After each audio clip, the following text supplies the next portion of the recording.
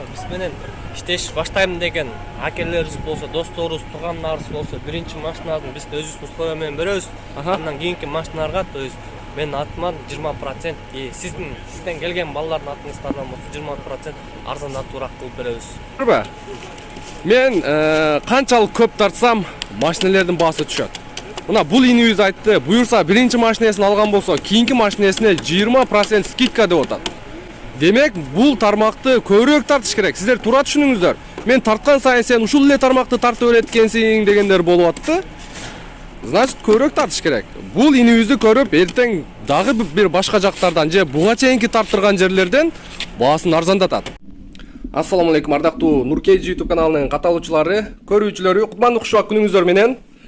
Москва шаары бүгүн 10 число 1 ай 2022 жыл Москва акчысы боюнча саат 1 болду. Ардактуу көрүүчүлөр, выкуп, аренда машина, под такси жана таксопарк тууралуу мен сиздерге дагы бир өзүбүздүн кыргыз бир туугандардан кеңири маалымат алып берейин. Бул инелерибиз дагы, бул байкелерибиз дагы ушул тармакта көп жылдардан бери элге кызмат кылып, кызматын көрсөтүп атыптыр. Андыктан выкуп темасынан кайрадан эле алыстабайбыз, урматтуу көрүүчүлөр, себеби мен сиздерге ушул выкупту тарткандан баштап эле аренда айдаганча выкуп айдаган пайдасы көбүрөөк деп эсептеп, баарын көргөзүп, айтып деп келатам. Ошон үчүн мен дагы да айта берем, дагы да тарта берем дегендей, ошон үчүн сиздер дагы туура түшүнүңүздөр. Эгерде кимдир бирөөгө видеобуз мындай жакпай аткан болсо, көрбөй койсоңуздар деле болот.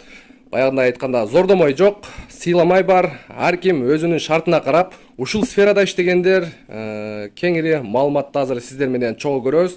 Видеодон алыстабай туруңуздар. Мен азыр ушул инелерибизден выкуптун шарттары, анан кандай машиналерди алып берет, первоначальный взнос канча болот, машина жаңыбы же пробеги мененби сиздер менен чогуу угабыз.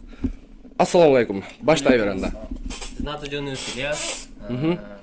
40 жoro 07 Gold 312 таксопаркта иштебиз. Ошо Москва шаарында. Бизге ошо выкуп боюнча бүгүн темабыз ошо выкуп боюнча болот. Камри 70 кузов жаңы пробег менен алып чыгылган. Ошол машиналар выкупка берилет. Выкуптун условиялары кандай? Выкуптун условиялары первоначальный взнос 600 000 и ежемесячно 78 000ден. То есть 600 000 эмнелер келет, 600 000ге ошо лизинг 3 жылга алынат. Лизинг. Ошонун первоначально взносу берилет 600 000 ичинде. Андан кийин страховка, ОСАГО, каскасы, и то есть переоформление, лицензия, то есть полный аплейка полный кирет, аплейка полный продуктун машинаны чыгарып даярдап беребиз. Келесиздер, акчаңызды санап бересиздер, машинаны отурасыздар, жумушка бысымда биринчи күндө мактап чыгырсыздар деп. Көп балдар, биздин көп туугандар ошо мурун ошо алданып, тияка бияка жүрүп отуруп жадырап чын айтканда, алар кандай кылган, алар устно слышат, ушул машинаны алып атам. Бул устно. Биздики деген ошол келет, как положено. Договор негизинде. Договор негизинде, и акчаларды дагы биз Сбербанкта эмес, наличка, то есть наличка алып келип төлөдү. Печат менен даяр кылып берип күнү страховка балдарга. Квитанциясы берилет экен водительдин колуна. Коюлуп ошо выкуптун ошо полный легально туралайбыз. Если хотите, даже нотариально деле заверять этип туралаганга аракет кылып. Через нотариус, а? Да, через нотариус эң туура болот. Бул деле уже гарантия, то есть страховка бул мындай айтканда. Ошо берип аткан ошо страховкалары. И андан тышкары ал эле машиналар эмес, мисалы эконом, комфорт плюс даже бизнес машина алам деп желаниялар күйөт аткан болсо, кайрылсаңыздар болот бизге. И биз ошо алып чыгып бергенге даярбыз да. Башка областтарга биз ошонуп көргөнбүз, 3 машинаны берип, и ал жака баргандан кийин уже контроль Москвадагыдай болбойт, башка шаарда болгондон кийин контроль дон алыстап калат экен, и сатылып да кетип, аягы ошо музычу болуп отуруп, аягы эми алып келип атабыз ал машиналарды, то есть болбойт экен. Если биздин ошол жакта биздин паркыбыз бар болсо, допустим, мондай чалганда Оренбург шаарында өзүбүздүн паркыбыз бар, биз Римге турган болсо, биздин представительство бар болсо, анда болмок. То есть андай бизде в данный момент возможность жок. Московская область. Түшүнүктүү. Анан жанагы машиналар 0 пробег. Машиналар 0 пробег. Өзүнүн кызыкчылыгыга алып иштетем дегендер болсо да алып бересиңерби? Эми не только бар Camry, Solaris эмес, башка. Өзүбүздүн кызыкчылыгы дегенге деле болот. Мисалы азыр көп эле биздин кыргыз туугандар, мурунку бир эле кыргыз туугандар эмес, башка дагы ошо шаардан келген, ушу Москвага биз иштейбиз, эмгектенебиз деп келген балдар, жигиттер азыр данный момент Москвада жакшы турукташып калдык десек жаңылышпайбыз. Кудайга шүгүр, азыр Москвада бир эле такси тармагында эмес, азыр данный момент азыр Балберстагы азыр жакшы өнүгүп атат. Ошо балдар бар, товарларын киргизип же интернетке отурат, ошентип акча табышкан балдар бар. Балберст эмес, Озон бар. Даже көп интернет магазиндер менен иштешкен балдарды тааныйбыз, билебиз и ошентип алса болот, аларга условия түзүп беребиз. Индивидуально болот. Каждый келген алам деген бала менен индивидуальный подход болот. То есть бардыгын бир эле эмес. Анан Өзбекстандын жарандары, Казакстандын жана Тажикстандын жарандарына кандай кылып алып бере аласыздар? Өзбекстан, Казакстан, Тажикстан. Эми бул жерде Казакстанга алып көрүп турат, Казакстанга алып бере аласыздар. Аларга российский закон менен иштегенге мүмкүнчүлүк бар. Ал эми өзбек жаран, тажик жарандарына өзбек жаран, тажик жаран аларга право керек, обязательно. Российский право болуп турган болсо иштей алат, а так Өзбекстан, Тажикстан правосы болуп турган болсо аларга иштей албайт. Но тем не менее жана айткандай эле башка жумуштан ошол акчасын төлөп бере алабы? Төлөп бере ала турган болсо да. Эгер өзүнүн кызыкчылыгыга, башка бир. Өздөрүнүн кызыкчылыгына. Мисалы мен азыр таксиден башка мен эмне жумуш болгон, мисалы мен доставкага иштей алам деп өзүнүн көзү жетип атса, доставкада иштесе болот, ал эч кимге запрет кылган эмес, болбойт дагы. Ал жакка доставкага тажиксиң, өзбексиң, кыргызсың, казаксың деп бөлүнбөйт ал жакта. Единый баарыбыз иштей беребиз. Мисалы ошол тармак, например айтканда. Түшүнүктүү туугандар, мен сиздерге толук маалыматты жеткирдим деп ойлойм. Инибиз сиздерге дагы азыр эшикте машинени көрсөтөбүз, сиздер менен чогуу инибиз экөөбүз. Анан мен сиздерге эскертип коеюн. Ушул сиздердин баардык жамаатыңыздар бул жакта отурган. Биздин диспетчер кызыбыз 24 саат башка балдарды жардам берип турса, күндүз ушул кыз жардам берип парк менен иштешет, ошо именно такси сферасында болуп турган болсо, поддержка. Анан мен бир нерсени айтып өтөйүн. Биздин каналдан Нуркеже YouTube каналынан алып чалып атам десе, элди жылуу жумшак, мындай терс көрүнүштөрдү мындай жоюу максатында мен ушундай иштешип келатам. Ушундай сиздерге окшогон бизнесмендерди тартканда ушул принцип менен бул деген баягы элди төйлөө борбор болобу же бир бизнесмендер болобу, ушул тармакты мындай өнүктүрүү максатындачы мындай жылуу жумшак тосуп алып, эгерде одуно мамиле жасала турган болсо, сиздердин үстүңүздөрдөн мен дагы сөз видео тартам. Муну биринчи очередь ушуну эске алып коюңуздар. Сиздерден сураныч. Жалпы жамаат. Бул инилерибизге дагы, бул кыздарга дагы түшүндүрүп коюңуздар. Себеби бул жакта Москва жергесинде ата-энесин сагынып жүргөндөр бар, бир тууганын сагынып жүргөндөр бар. Эми ошолорду эске алганда мындай азыр бирөөгө кичине катуу сүйлөгөн дагы туура болбой калат. Бул сөзүңүз көрө алжы. Мындай возможность мурун көптөн бери отуруп калган. Биринчи эле ошо такси сферасында ошо орустар алып жүргөн, анан кийин татарлар, анан чечендер, анан кыргыздар болуп бизге мына эми полноценно жетип атат ушул возможность. Бул возможность биз деле өз деле орустарга деле берсек деле аларга деле сөз өтөт, алар деле реклама кылып турган болсок, то есть алчылар көп. Но тем не менее ошо биздин азыр колубузда келип турган нерсени ошо биздин кыргыз бир туугандар жаңы келип атат. Кыргызстандан бияка Москвага эч ким жыргап келген эч ким жок, баарыбыз бирдекеден бирдеке чыгып калалы деп. 3 жылдын ичинде Toyota Camry'miz менен бара турган болсо, Бишкектен жакшы бир участок ала алат деп уверенно айта алам да. То есть биздин жардамыбыз ошол болсун. И Москвага келип эч кимди тааныбаган кыргыз туугандар деле бар. Любой вопрос менен кайрылсын бизге. Любой вопрос только такси эле эмес, кыйналып аткан болсо, оорусу турган болсо, биздин жамаатта ошо Кыргызстандан ооруп келгендерге аларга да көмөк көрсөтөбүз. Алар разы болсун, жакшы. Да, бир эле такси тармагында эмес, любой вопрос менен кайрылсак, колубуздан келген жардамыбызды берип,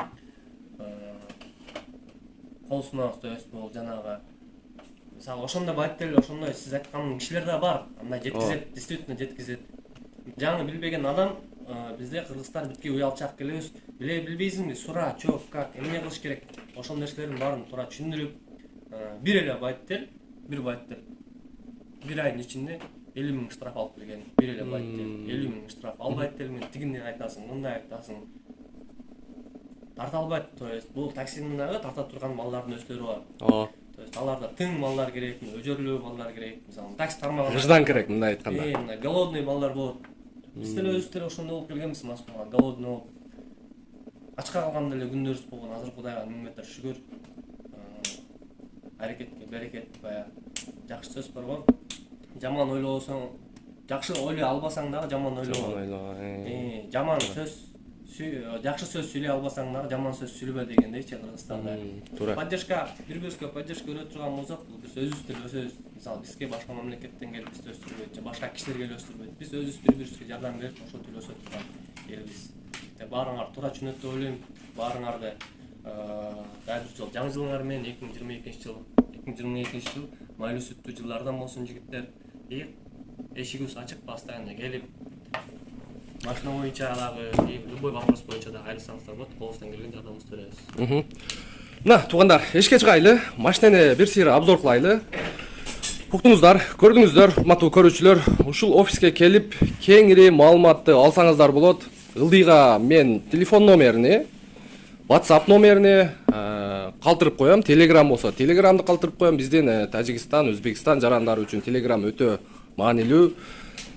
Биз сиздерге азыр машинени ылдыйдан бир сыйра обзор кылып тартайлы, анан кошумча маалыматты ошол жактан дагы беребиз. Бизден алыстабай туруңуздар. Кыркчоро таксопарктан услугалар кандай? Биздин парктын өзүңүздүн эсле машинаңыз бар боло турган болсо, биздин паркка туташып иштесеңиздер болот. Бизде диспетчер мен өзүм 24 саат менден тышкары да эки бала да бир кыз иштешет. Алар постоянно под наблюдением силерди карап отурушат. Биздин услугалар кандай? Күнүнө 3%, суткасына 3% же болбосо 100 рубль, каждый заказдан 4 рубль. Грубо 150-160 сом төлөйсүздөр биздин паркка. Биздин парктан кандай поддержкалар болот? Кудай сактасын, ДТП боло турган болсо, туугандар 70% биздин сөзүбүз ал жер роль ойнобойт. 30% гана эстесе, на 100%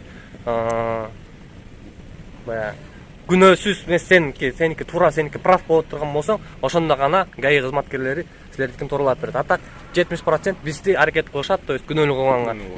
Көчөлөрдө Москванын ичинде кимдер көп такси тармагында жүргөн балдарыбыз ДТПга учурашпат. Биздин парктын атынан, лично менин атыман, парктын атынан 15 000 рубльга чейин жардам болот. 15 000 рубль деле ДТП болгон адамга 5 000 рубль деле бул нуждада турган адамга чоң акча болот.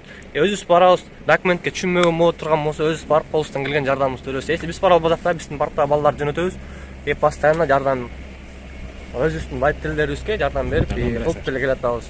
Документация жагынан болсо деле кайрылсаңыздар болот. Бардык жагыбыздан услугаларыбыз бар жигиттер. Ошо баарыңарга ийгилик, дагы бир жолу жаңы жылыңар менен. Урматтуу көрүүчүлөр, мына биз машиненин алдына келдик. Сиздер менен чоң көрөбүз. Комплектация кандай, пробеги кандай. Так ушул сыяктуу машинелерди чыгарып берет. Сиздер көрүп турган Camry 70. Простой комплектация. Бул машина азыр даярбы же бул берилгенби уже? Лицензиясын күтүп атасыңар, Лицензиясы даяр болгондон бери сразу даяр. Мынакей, даяр экен, мындай айтканда машинени мен сиздерге бир сыйра ички салонун көрсөтүп коеюн. Так. Бул болсо ички салону. Простой комплектация. Тряпочный сиденья, подлокотник, подогрев сиденья, мультируль. Так, пробеги 932 экен, көрүп атасыздарбы пробегини? Монитор.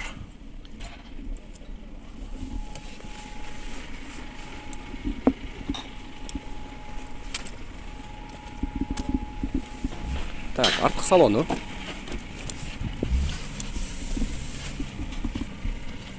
Сиденьясы да тап-таза. Машина жакшы экен, бирок жаңы все равно. Салондун жыты да мындай айткандачы. Салон жыты кете элек. Болгону 900 км. Мотор жагында мен сиздерге бир сыйра көрсөтүп коеюн.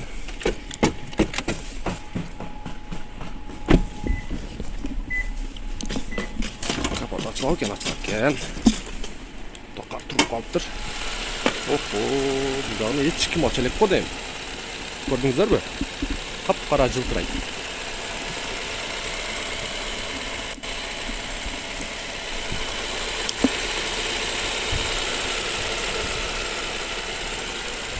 Бул кайсы объем? 2.5 mi 2? 2 объем экен мынаке. 155 аттын күчү. Мотор жагы тап-таза.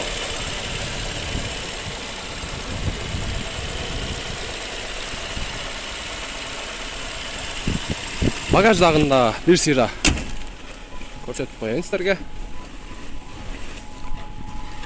Hoppa.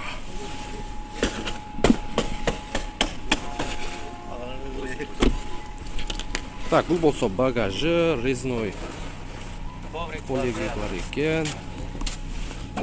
Бул жакка эч ким тийише элек го. Биринчилерден болуп биз ачтык мынакей бул жагы вообще заводдон кандай чыккан болду, ошондой турат.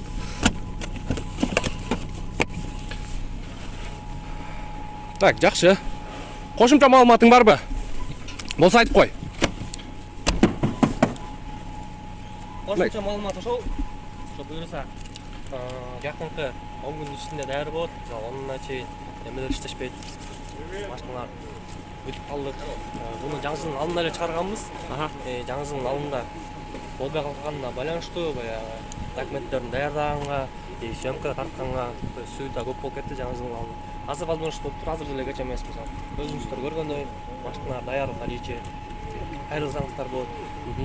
Не только машина маселеси, любой вопрос менен кайрылсаңыздар, колубуздан келген жардамыбызды беребиз. Мынакей. Ийгилик ишиңиздерге.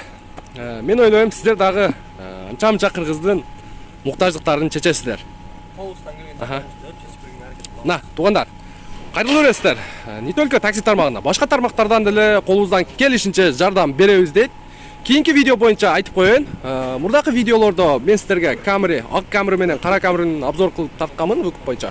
Ошол байкелерибизге айына канчадан төлөй турган болду жана первоначальный 600 000 берген, билесиздер аны. Ошолорду дагы эсептетирип, эки жакты тең салыштырып көрүңүздөр туугандар. Мен сиздерге ушундай маалыматтарды жеткирип берем. Ар бириңиздер ар бир тарткан видеону, ар бир тарткан ушундай бизнесмендердин алдына барып, эсептетип, кимдики выгодный болсо, өзүңүздөрдүн карманыңыздарга караңыздар, өзүңүздөрдүн чөнтөгүңүздөргө караңыздар. Мен дагы да айтып коеюн, зордомой жок.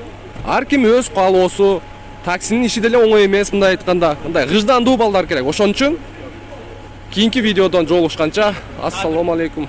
Да, бир кошумча кетейин. Кошуп коесуз. Ошо биз менен иштеш баштайм деген акелерибиз болсо, досторубуз, туугандарыбыз болсо, биринчи машинасын биз өзүбүздүн условия менен беребиз. Андан кийинки машиналарга, то есть менин атыман 20%, сизден келген балдардын атынан 20% арзандатуураак кылып беребиз. Документация жагынан болбосун, любой эле. Азыр мошенниктер өтө көп болуп кетти. Чын айтканда мошенниктер, то есть подчиненный балдар менен сүйлөшүп, жакшы балдар менен кил табыша турган болсо, колубуздан келген жардамыбызды беребиз. Рахмат.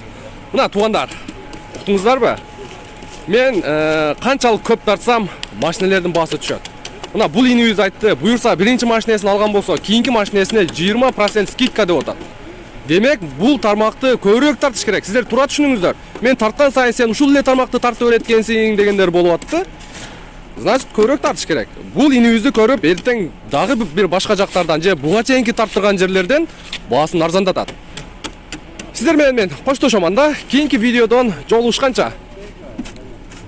Жерде арендабы, брат? Аренда. Канча төлөп атасың? 1600 бе? 1600 7-0 иштешет балдар. 7-0 ба? 7-0. Если арендасы жок, бул мен машина эмес, бул ошо орус акебиздин машинасы да. Инибиз болот биздин. Өстө машина баягы Яндекс машина жок болуп атканда бул инибиз алган бар. 1900дөн жаңы жылга чейин 1900дөн 6 жыл пайдайсың, болсоң машина алып келип кой деген айла жок. Машина жок болгонуна байланыштуу. Мынакей, эми эсептей бересиздер. 1600дөн азыр дагы арзан экен 1600дөн. Башка жактарда пололорду азыр ушундай риолордун жаныларын 2100-ге чейин чыгып кетти. Бул да болсо таксиге болгон спростун көптүгү, демек таксиде иш жакшы эле болуп атат. Арабызда анча-мынча жалкоолор бар. Элди карызга батырат экенсиң, анан бири бирөөгө кул кылат экенсиң. Бул сферада иштегендер түшүнөт. Анда да гыждандуу балдар керек. Дагы бир жолу айтып коеюн сиздерге. Таксинин иши деле кыйын. Эми кыйын болгондо иштегендер түшүнөт. Кыйынчылыгын дагы, жакшы жактарын дагы ушундай.